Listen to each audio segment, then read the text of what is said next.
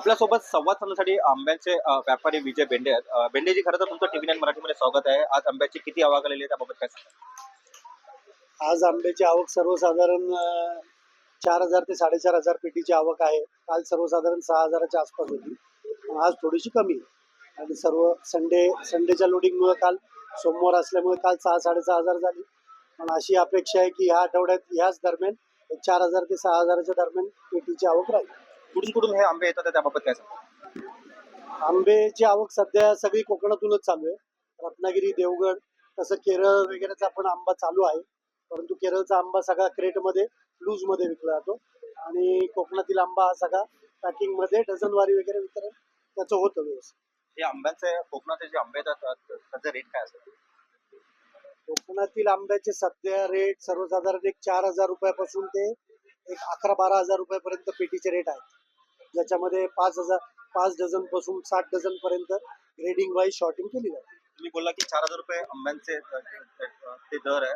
ते म्हणजे की एका डझनासाठी दर असतात का एका पेटीसाठी असतात? नाही, ते पेटीचे दर सांगतो मी तुम्हाला. 4,000 पासून सर्वसाधारण 12,000 रुपयाप्रमाणे साईज वाईज दर असतात. एका पेटीमध्ये किती आंबे असतात साधारण? तसं छोटी साईज असली तर 9 डझन पण बसतात आणि मोठी साईज असली तर 5 डझन पण बसतात. हे आंब्यांचे दर मागच्या वेळेच्या तुलनेत यावेळी एकदम जास्त असण्याचे कारण काय? यावर्षी तसं क्रॉपच टोटली इफेक्टेड आहे. ओव्हरऑल क्रॉपच्या तुलनेत यावर्षी फक्त 25%च आंबा आहे आणि 25% आंबा असल्यामुळं साहजिक आहे की रेट जास्तच राहणार.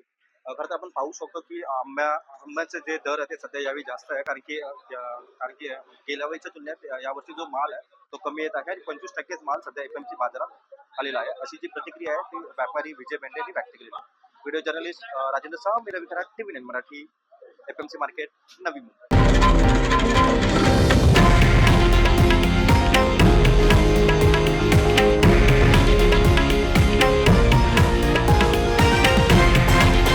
हे आहे देशातील नंबर 1 न्यूज नेटवर्क आणि आपण पाहत आहात टीव्ही 9 मराठी, एकमेव.